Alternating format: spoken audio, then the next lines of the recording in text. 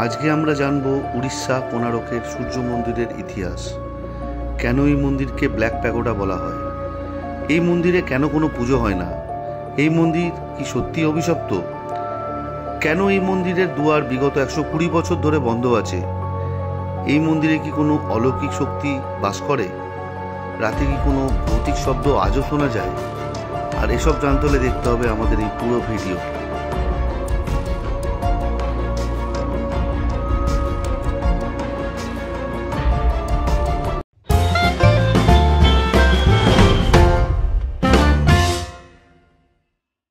Good morning everyone and happy Holi to all. আজকে কিন্তু 25শে March আর আমরাও রেডি, এই যে দুজনেই আমরা এখন চেক আউট করার জন্য রেডি হয়ে গেছি।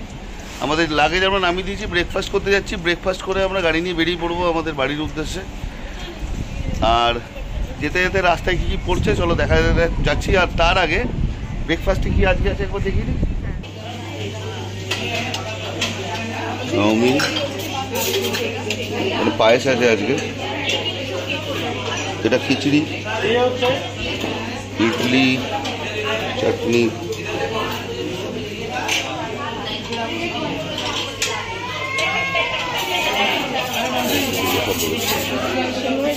হ্যাঁ, তাছাড়া অ্যাজ ইউজুয়াল কমপ্লেক্স চা, এখানে আছে লুচি। মানে বাফেট ব্রেকফাস্টে কিন্তু ভালোই আইটেম আছে, জুস টুস তো রয়েছে, আমরাও নিয়ে নিই। এই থালা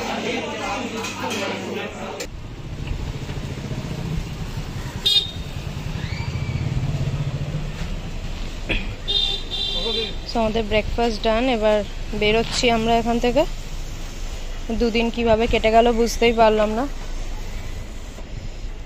8টার সময় চেক আউট টাইম হলে সত্যি খুব প্রবলেম। এত তাড়াহুড়ো করে, দেখতেই পাচ্ছ সবাই এখানে অলরেডি রং খেলা স্টার্ট করে দিয়েছে, কারণ আজকে আমাদের বেঙ্গলি হোলি। আমরা আজকে খেলি, নন বেঙ্গলিরা কালকে খেলে। সো মানে কালকে খেলবে। সো আজ আমাদের বেঙ্গলি হোলির দিন। এখানে কিন্তু সবাই হোলি খেলা অলরেডি স্টার্ট করে দিয়েছে, সবাই এখানে এসেই হোলি খেলছে।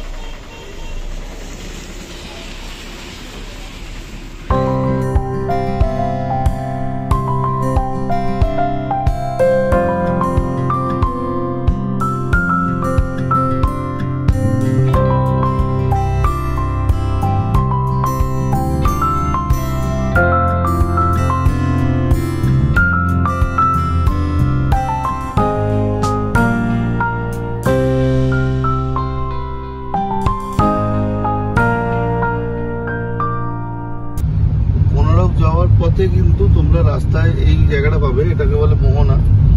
মানে এইখান থেকে কিন্তু তোমরা খুব সুন্দর একটা ভিউ উপভোগ করতে করতে এখন কোণারক যাবে।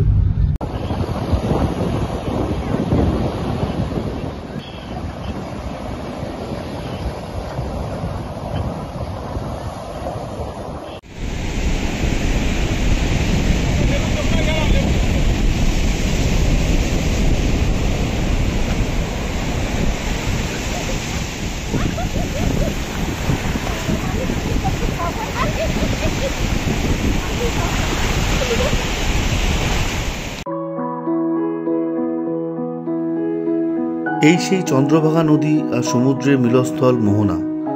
বলা হয় যে ভগবান শ্রীকৃষ্ণর পুত্র শাম্ব এখানে সূর্যদেবের তপস্যা করেছিলেন দীর্ঘ 12 বছর অভিশাপ মুক্ত হতে। এখানে তোমরা কিছু ওয়াটার স্পোর্টস এনজয় করতে পারবে, পাবে কিছু খাওয়ার দোকান আর কিছু লোকাল জিনিসপত্রের দোকান। আর হ্যাঁ, সাথে পাবে কাজু ও পোস্ত বিক্রেতা। ভুলেও এখান থেকে কাজু বা পোস্ত কিনো না, সব কিন্তু নকল। পোস্ততে সুজি আর বালি মেশানো, আর কাজুও তাজা না। আমরাও কিন্তু কিনে পোস্তেছি। এটা কোণারক যাওয়ার পথে মোহনাতে আমাদের বেশ অনেকটা টাইমই কাটালাম। অলমোস্ট আধ ঘন্টার বেশি না, আধ ঘন্টার বেশি, মানে দেড় ঘন্টা হয়ে গেছে। সো খুব ভালো লাগলো এখানে। আর আজকে পূর্ণিমা, তো জল খুব ফুলে উঠেছে, ভীষণ ভালো লাগছে। বাট আনফর্চুনেটলি আমরা আজকে বেরিয়ে যাচ্ছি। বাট ঠিক আছে, আজও আমরা এনজয় করলাম, নামবো না করে জলে বেশ ভালোই এনজয় করলাম। এবার এখান থেকে বেরিয়ে আমরা যাব হচ্ছে কোণারক। এখানে গাড়ি নিয়ে আসলে কিন্তু 40 টাকা পার্কিং। হ্যাঁ, এখানটাতে 40 টাকা পার্কিং। এই যে পার্কিং এর অনেক জায়গা আছে এখানে। আমরা যেরকম গোলাও নিয়ে নিয়েছি। যা গরম বাবা, মাটিতে পা রাখা যাচ্ছে না, জাস্ট পা রাখা যাচ্ছে না মাটিতে। আমি তো জুতোটা মানে যেহেতু জলে নেমেছিলাম, খালি পায়ে যে বালিতে উঠে এসেছি না, মানে গরম বালিতে, ওরে বাবা রে, দৌড়ে এসে একটা দোকানে বসে আগে জুতোটা পরলাম। তো চলো এবার যাওয়া যাক কোনারক।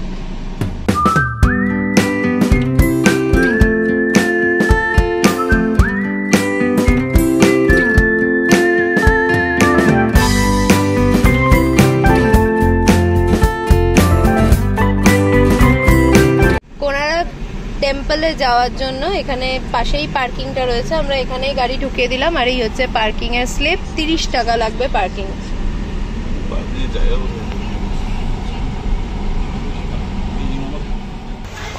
আমরা এখান থেকে একটা ছাতা ভাড়া নিয়ে নিলাম। এখানে তোমরা দেখতে পাচ্ছ ছাতা ভাড়া পাওয়া যাচ্ছে। কত করে?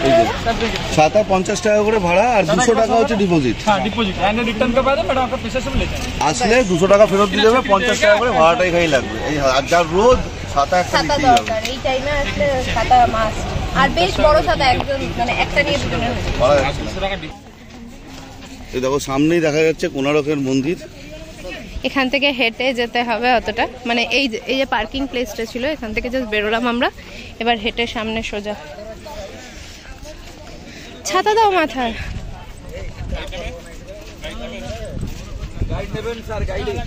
না না যাবো না।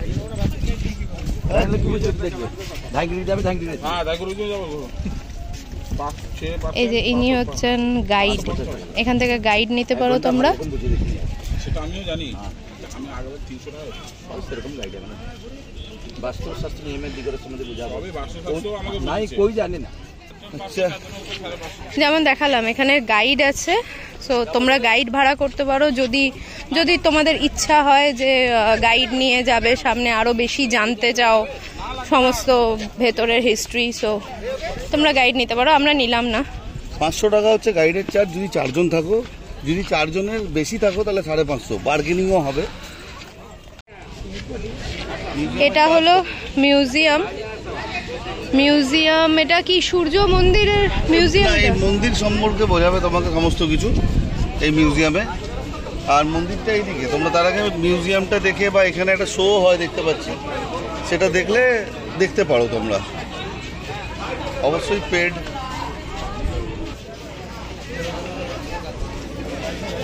এটার টিকিট হচ্ছে 50 রুপিস পার হেড।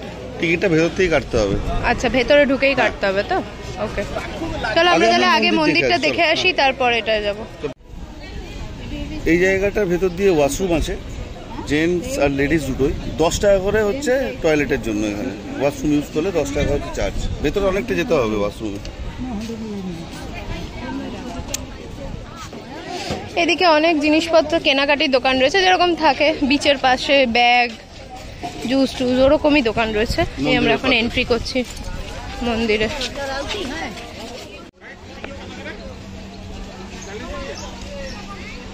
এই হচ্ছে টিকিট কাউন্টার, কত লম্বা লাইন। এখানে আবার ড্রিঙ্কিং ওয়াটারের জায়গাও আছে, বিশাল বড় এরিয়া। এই যে লাইন টিকিটের।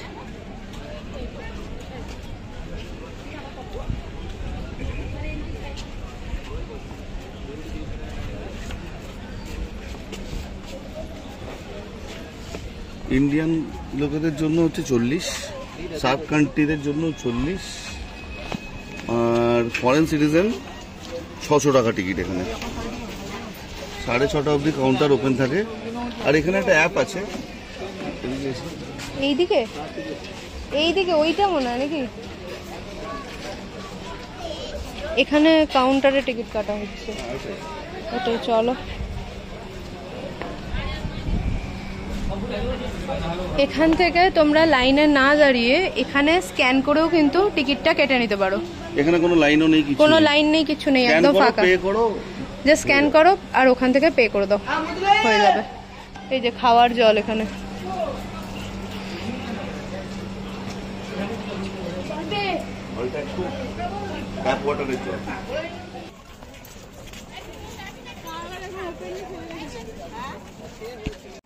এই যে আমাদের টিকিট ছিল,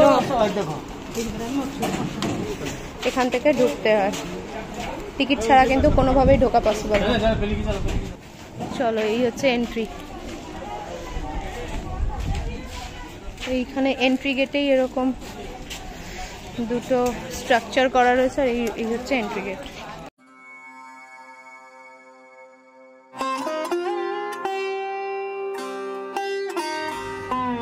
এই সূর্য মন্দির স্থাপিত হয়েছিল সন 1255-তে।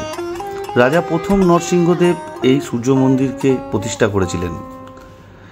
এই প্রস্তরগুলিতে কিন্তু রাজা নরসিংহদেব এবং এই মন্দিরের ইতিহাস সম্পর্কেই সমস্ত কিছু লেখা আছে।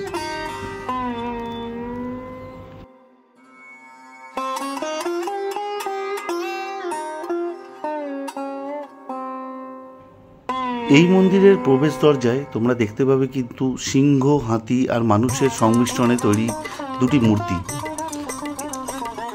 হাতি হলো অর্থের প্রতীক, সিংহ হলো দম্ভের প্রতীক।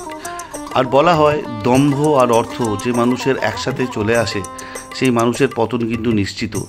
তাই সবার নিচে সেই মানুষটিকে তোমরা দেখতে পাবে এখানে। মন্দিরের সিঁড়িগুলো কিন্তু সাধারণ সিঁড়ির মতো নয়, এই সিঁড়িগুলো কিন্তু উচ্চতায় অনেকটাই উঁচু, তাই বয়স্কদের কিন্তু এই সিঁড়িতে উঠতে একটু কষ্ট হতে পারে।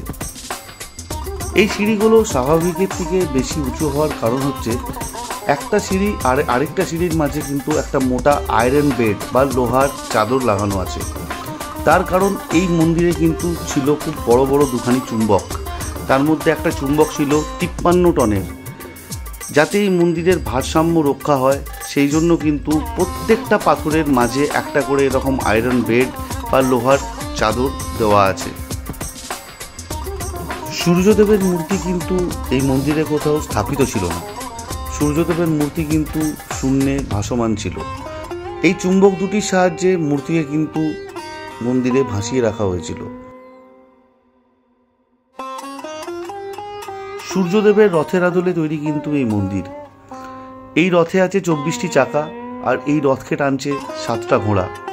রামধনুর যেমন 7টা রং, আমরা জানি সূর্যদেবেরও কিন্তু রথ 7টা ঘোড়াই টানে। এই যে 24টি চাকা, এই 24টি চাকা দিনের 24 প্রহরকে নির্দেশ করে। আর আগেকার দিনে কিন্তু এই চাকাগুলি দিয়ে সময় নির্ধারণ করা হতো।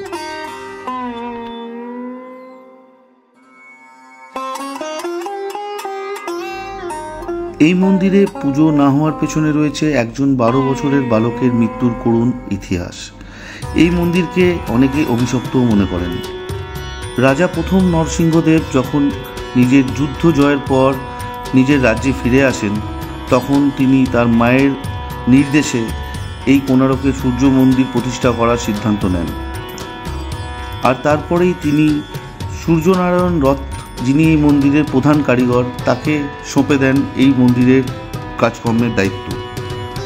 12 বছরের কঠিন পরিশ্রম আর 1200 শ্রমিকের কঠিন পরিশ্রমের ফলে তৈরি হয় এই মন্দির।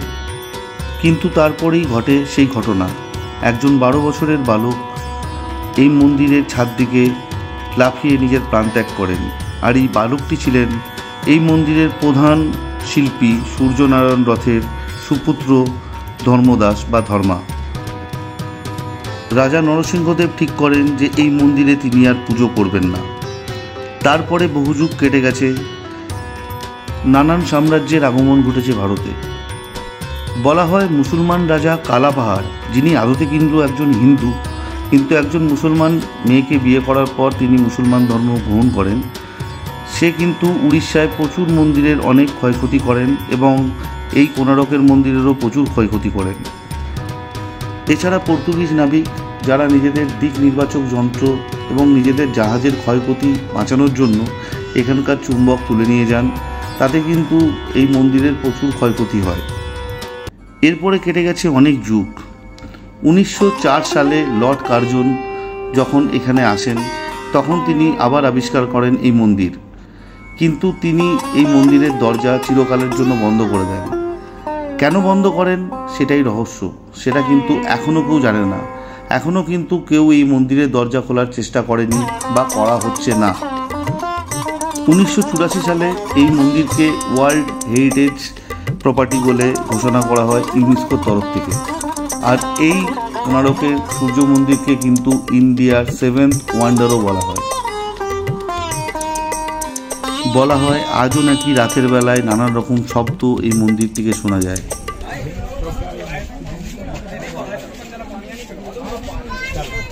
প্রত্যেকটা স্কাল্পচারের মধ্যেই কিন্তু এখানে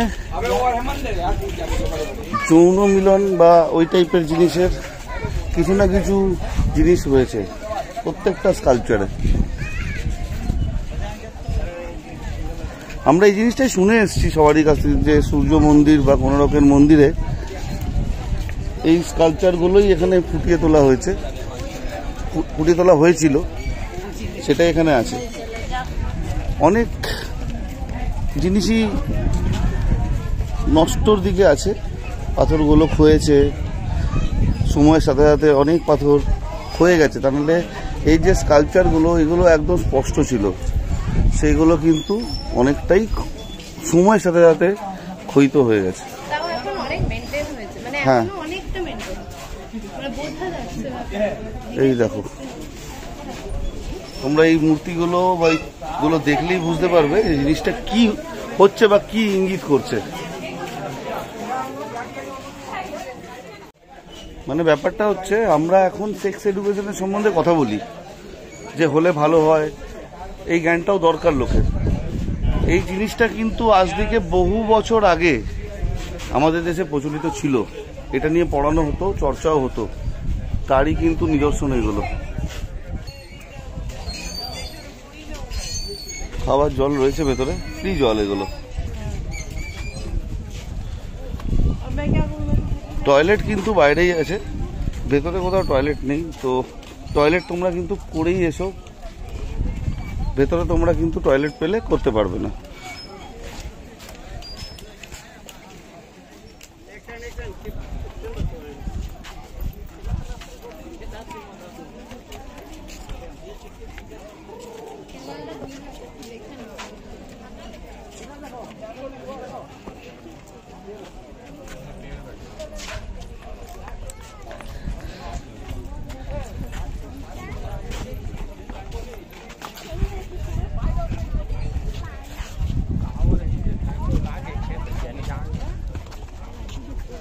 अब अभी मकाक खोल कर दिखाने पैदा होगा।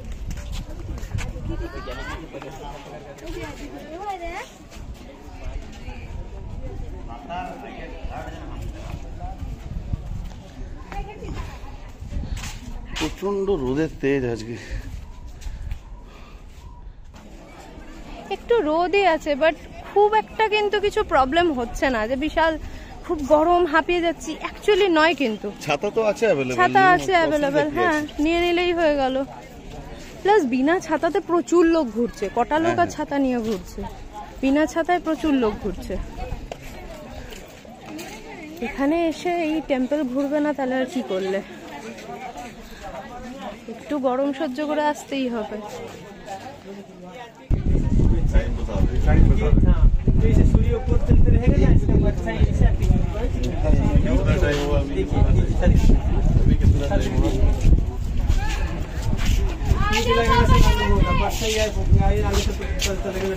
मैंने क्या बताया 6, 7:30, 9, 10:30, 12, 1:30।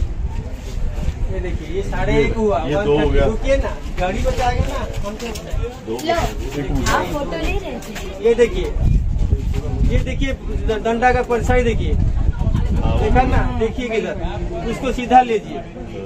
सीधा मतलब ये 1:30 है ना, इधर आता है 4 डाटा पर। अभी 1:42 1:42 घड़ी बताता है। यस, এখন 141 উনি একদম ঠিক বলেছেন। कैसे मालूम है?